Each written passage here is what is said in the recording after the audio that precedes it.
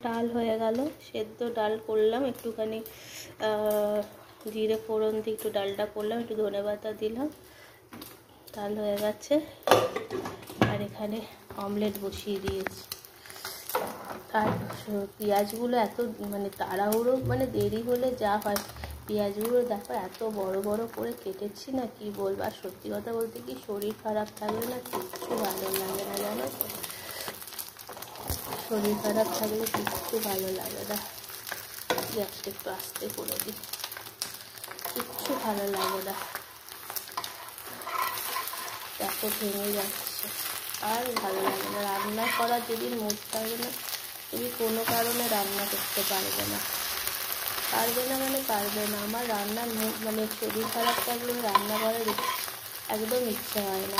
তখন কিছু না কিছু আমার হবে, যেগুলো তাড়াহুড়োতে দেবে আরও তখন রান্না দিয়ে সমস্যা হবে। দেখো কেমন করে ভেঙে গেল।